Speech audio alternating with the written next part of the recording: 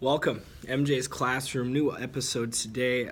Today I really wanted to talk about something a little different, take a step away from kind of personal discovery and life questions and take a look at our modern culture and look at it historically and things of that nature. And really what I wanted to talk about today is the polarization of the country in which we live in today. And by polarization I mean this great divide that we have, especially politically. Basically, right now we're in a situation where half of our population disagrees with the other half, and that creates a very difficult situation, right? It creates a situation in which nothing is able to get done, because you have pockets of this country in which is very strongly one perspective, and then other parts of this country are very strongly the opposite perspective, and this creates a very difficult dynamic.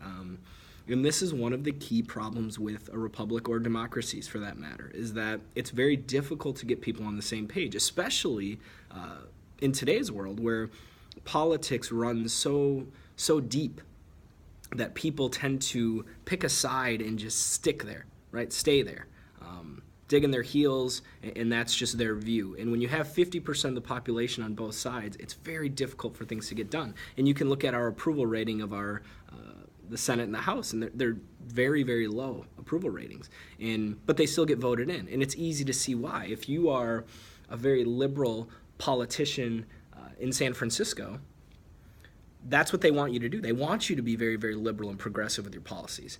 If you are a Republican conservative in rural Mississippi, they want you to be that way. And then when they come to our nation's capital to vote, they're never going to see eye to eye, and it creates even more polarization within the country.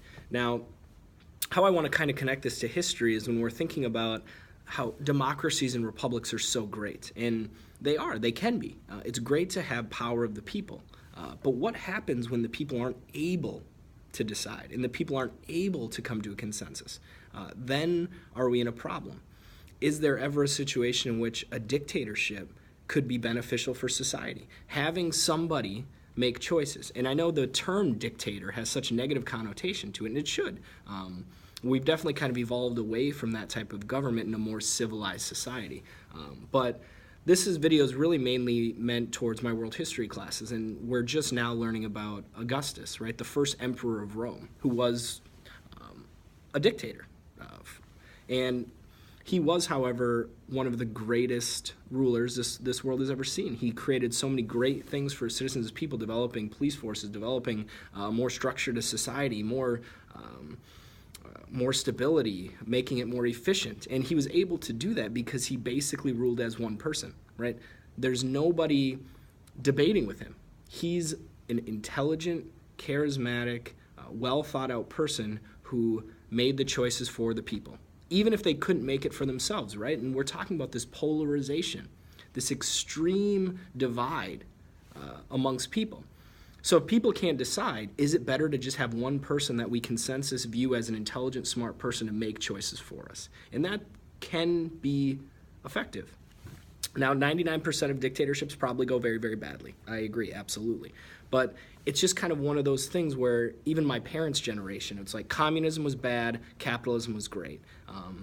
Democracies are good, dictatorships are bad. And I think one thing we want to think about, especially historically, is that there is no good or bad. It just is. And we're trying to understand what works best in what situation.